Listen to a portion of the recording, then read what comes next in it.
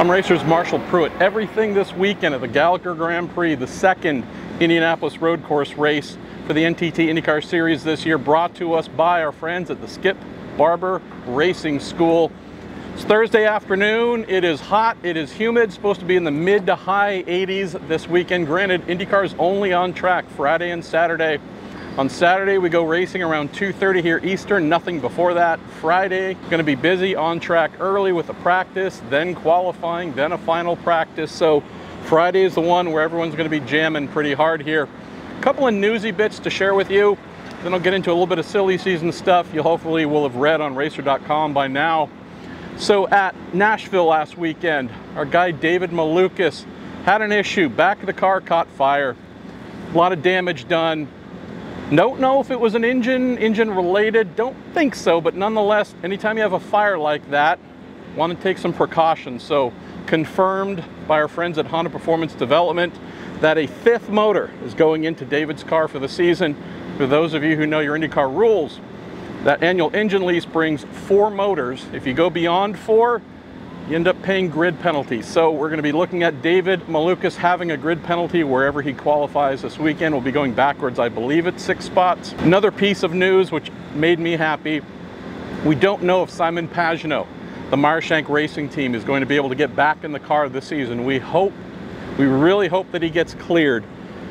Would say coming out of this weekend where Linus Lundqvist will be in the car again, where do we go next? We go to Worldwide Technology Raceway, Gateway. Pretty fast 1.25 mile oval. Even if Simon is cleared, I do wonder, knowing that there's no such thing as a small or slow crash at Gateway, if that would be the place anybody would want him to return coming off of a really bad concussion.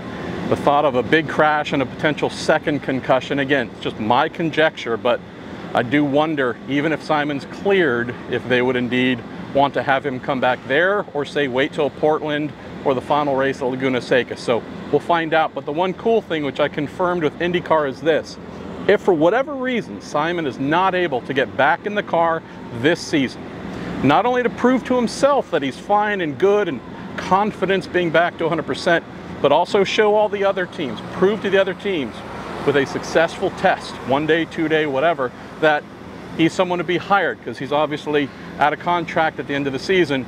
IndyCar's told me, absolutely, we're not going to stand in the way of that. Whatever it is, allowing Simon to get back out, do some testing for himself and to show his market value. They've done that in the past, not the first time.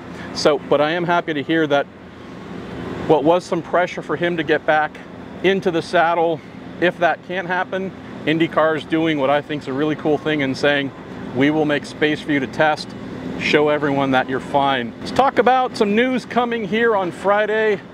Marshall Racing going to have some news. Won't give that away ahead of time.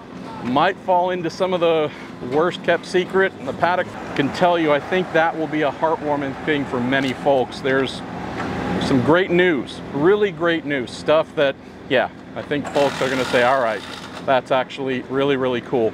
Let's close here with some silly season stuff. So sick and tired of the silly season. I really am. Hey, so Marcus Ericsson, there was no way he was going to stay at Chip Ganassi Racing, heading to Andretti. That's just guaranteed. Oh, okay, no, actually, what? An offer's been made for him to stay? That's being considered. That could happen.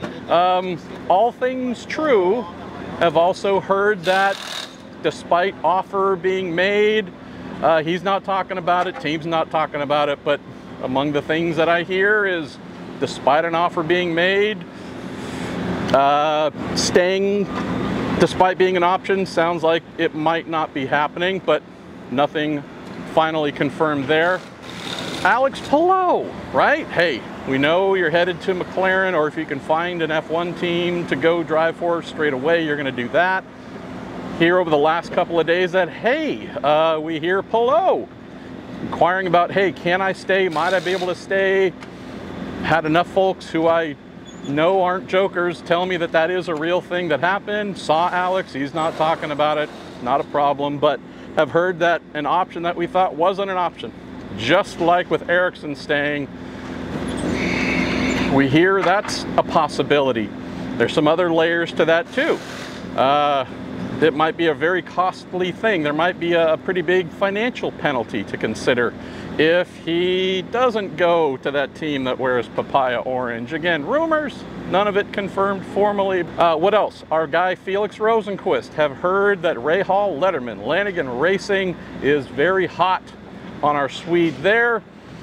Could he be the new driver of that number 30 Honda from RLL next season? Sure would make sense. I know I've written about that in a couple silly season pieces of interest being had. Have heard since just last week's silly season piece that that seems to be going somewhere. We'll find out. Another major change since just last week's silly season piece, where information I'd received, and with clarity more than once, that Arrow McLaren was looking to not only do a fourth entry, but do it potentially with a team that wasn't full-time, that wasn't a rival. Hearing that that has very likely changed. Little secret here, I haven't finished the silly season piece that I mentioned, so I still got a call or two to make sure it's okay. I mentioned something that I was told about the team, full-time team in IndyCar that has already met with Arrow McLaren once and might be meeting with them again this weekend to find out if they are going to link up and do a co-entry next season. But, and there's more. Oh, there's a lot more, but yeah, I say this with all honesty.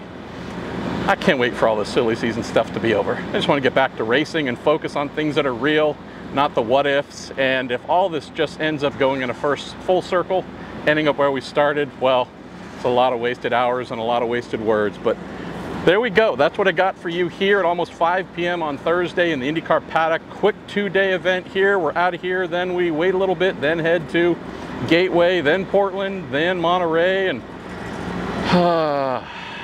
love being back though. Love IndyCar.